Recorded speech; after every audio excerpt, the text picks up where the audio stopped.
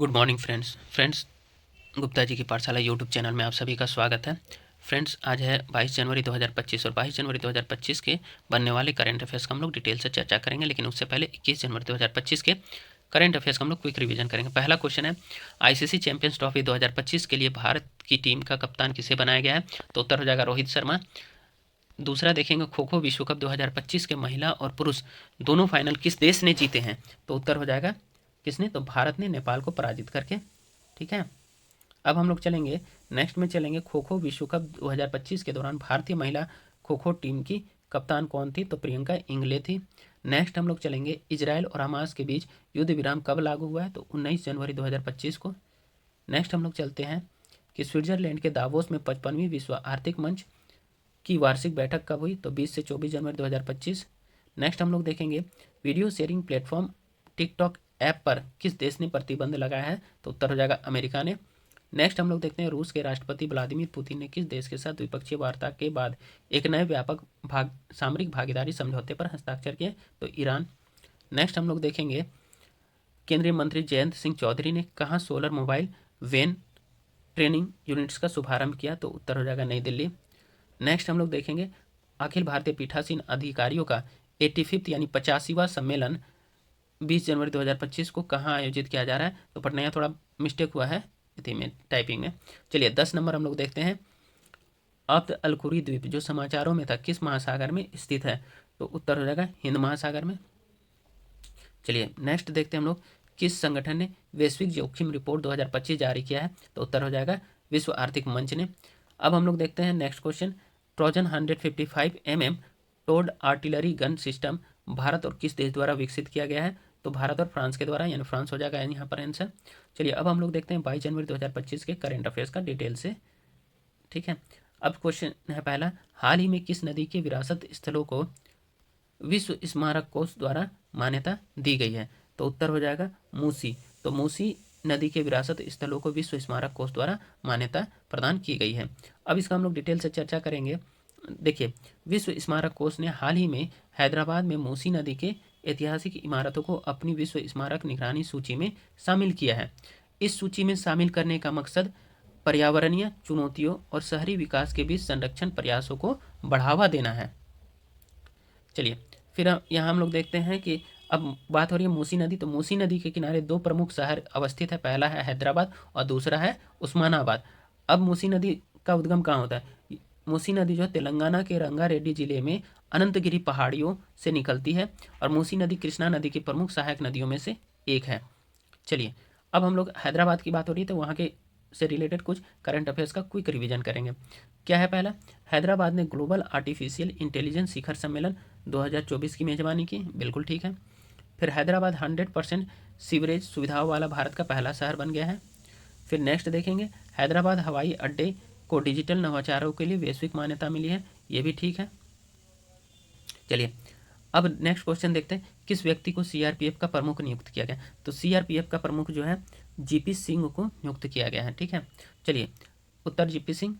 चलिए, असम मेघालय कैडर के 1991 बैच के आईपीएस अधिकारी ज्ञानेंद्र प्रताप सिंह को 30 नवंबर 2027 तक सीआरपीएफ का महानिदेशक नियुक्त किया गया है। अनिल दयाल सिंह की जगह लेंगे ये। ठीक है, अब बात हुई है अर्धसैनिक या सैनिक बलों की, तो उससे रिलेटेड हम लोग कुछ अपॉइंटमेंट का क्विक रिवीजन करेंगे। वायुसेना प्रमुख अभी वर्तमान में एयर मार्शल अमरप्रीत सिंह है। भारतीय थल सेना प्रमुख कौन है? तो जनरल उपेंद्र द्विवेदी हैं। नौसेना प्रमुख एडमिरल दिनेश के त्रिपाठी हैं। सीआईएसएफ के अभी हाल ही में महानिदेशक किन्हें नियुक्त किया गया? राजविंदर सिंह भट्टी को। आईटीबीपी के महानिदेशक कौन नियुक्त हुए हैं? राहुल रसगोत्रा। चलिए बात हो रही है केंद्रीय रिजर्व पुलिस बल की। तो केंद्रीय रिजर्व पुलिस बल की स्थापना 27 जुलाई 1939 ईस्वी को हुई थी। केंद्रीय रिजर्व पुलिस बल का मुख्यालय जो है नई दिल्ली में है। अब चलिए 3 नंबर क्वेश्चन देखते हैं, भारतीय सेना की किस टीम ने सबसे ऊंचे मानव पिरामिड का विश्व रिकॉर्ड बनाया है? तो उत्तर हो जाएगा डेयर डेविल्स। तो डेयर डेविल्स टीम ने सबसे ऊंचे मानव पिरामिड का विश्व रिकॉर्ड बनाया है। चलिए अब इसका डिटेल्स हम लोग देखते हैं। भारतीय सेना की motorcycle rider display team Daredevils ने 7 मोटरसाइकिलों पर सवार 40 लोगों को 20.4 फुट ऊंचे मानव पिरामिड के साथ विश्व रिकॉर्ड बनाया है, जो कि कर्तव्य पथ पर 2 किलोमीटर की यात्रा कर रहा था।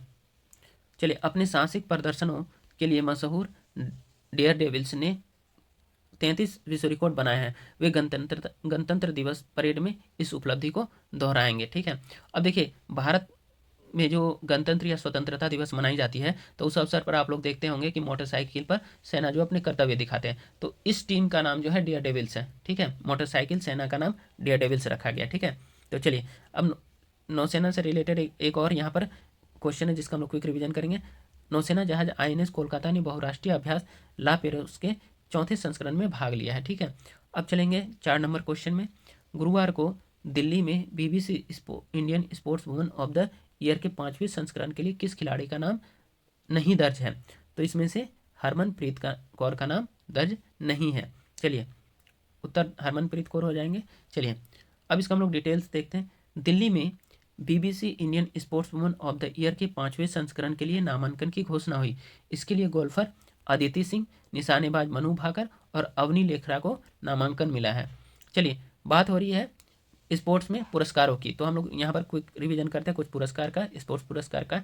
चलिए मेजर ध्यानचंद खेल रत्न पुरस्कार जो हाल ही में 4 व्यक्तियों को दिया गया। डी गुकेश शतरंज के खिलाड़ी को, हरमनप्रीत सिंह आपका हॉकी खिलाड़ी, प्रवीण कुमार पैरा एथलीट और मनु भाकर शूटिंग में, इन चारों को मेजर ध्यानचंद खेल रत्न पुरस्कार प्रदान किया गया। हाल ही में राष्ट्रपति ने 32 खिलाड़ियों को अर्जुन पुरस्कार से भी नवाजा है।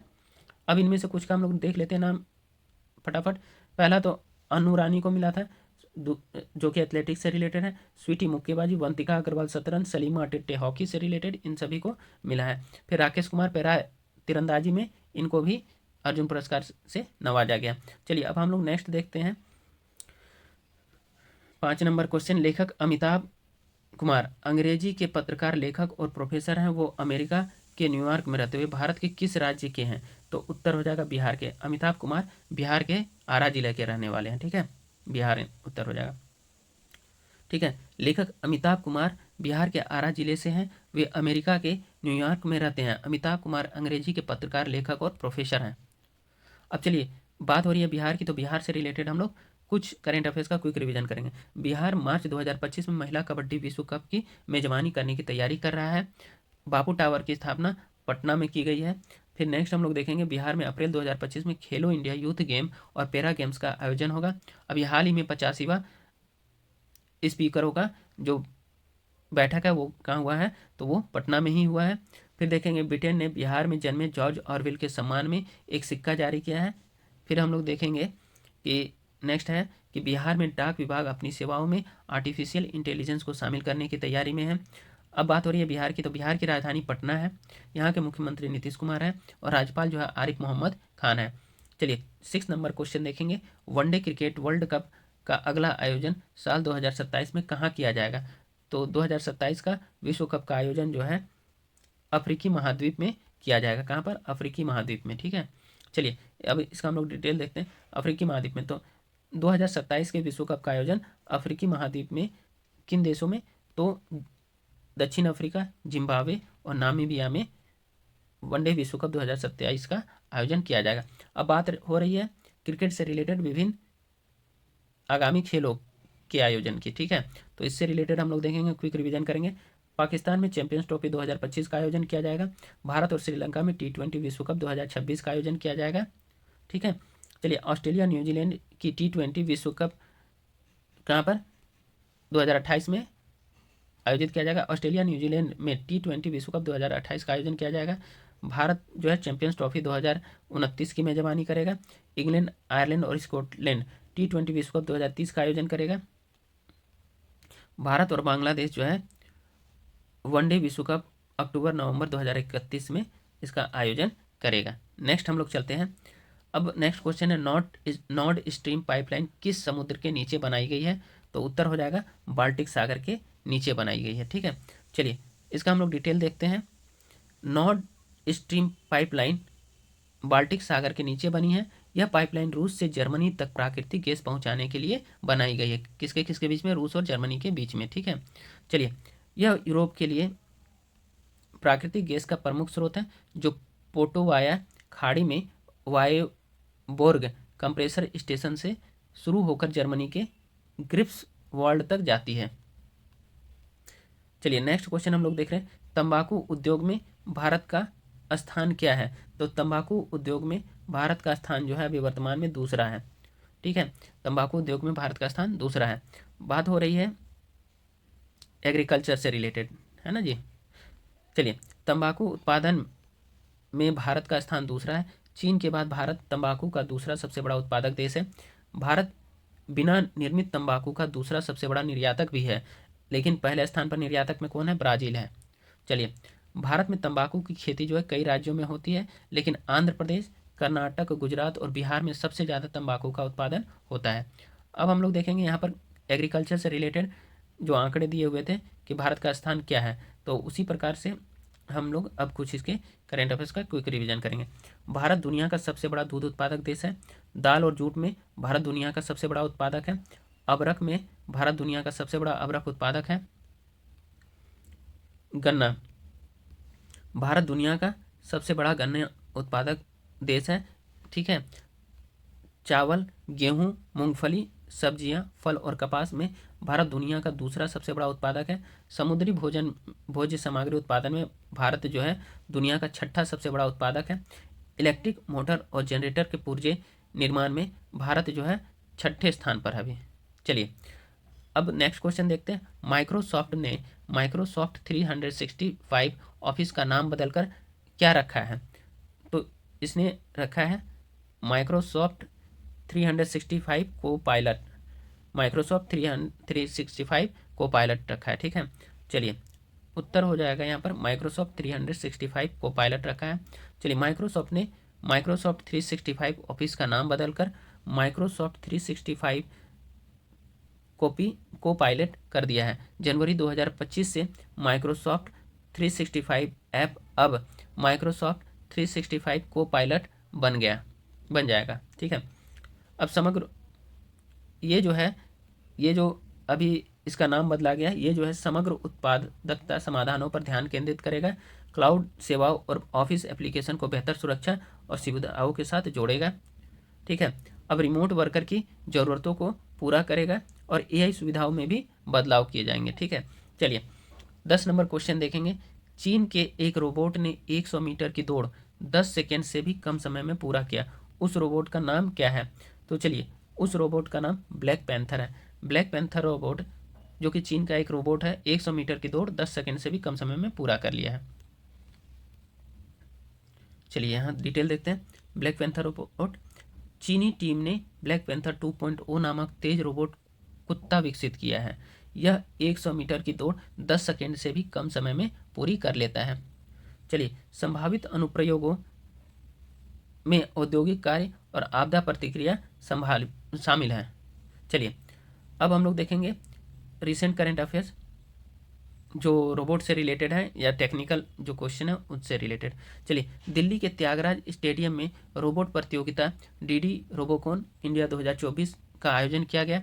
नेक्स्ट देखेंगे, भारत का पहला जो है मानव रोबोट रश्मि है, जिसका विकास रांची में किया गया था अभी। और नेक्स्ट हम लोग देखेंगे व्योम मित्रा गगन मिशन में जाने के लिए जो है तैयार हो गई है, यानी व्योम मित्रा भी गगनयान मिशन के लिए रोबोट तैयार किया गया। ठीक है, किस संगठन ने विश्व ऊर्जा संक्रमण आउटलुक जारी किया है?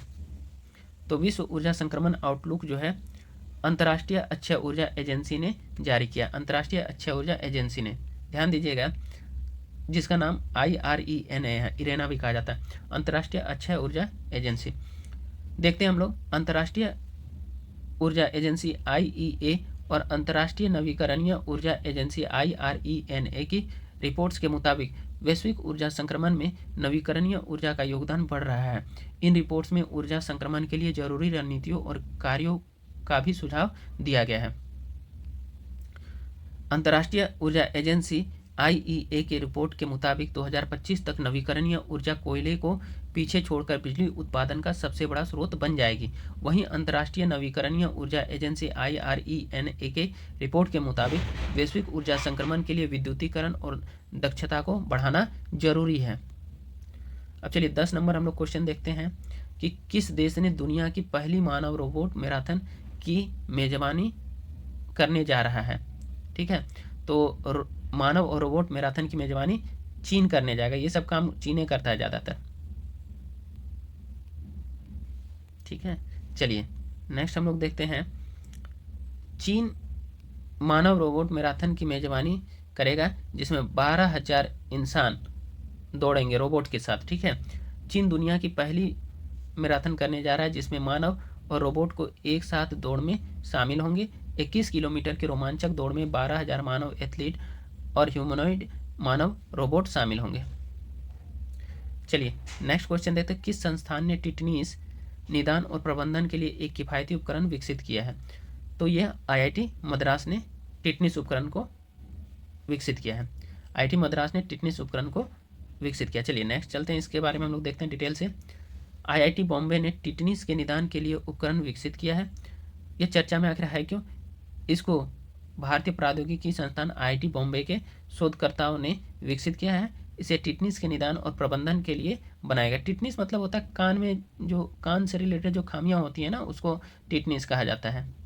चलिए अब आईआईटी से रिलेटेड कुछ करंट अफेयर्स का हम लोग क्विक रिवीजन करते हैं। अभी हाल ही में सी डॉट और आईआईटी दिल्ली ने 6G नेटवर्क के लिए THZ सिस्टम विकसित करने पर समझौता किया है। आईआईटी दिल्ली द्वारा हाल ही में एरोलीप एक्स होम जिम का विकास किया गया है।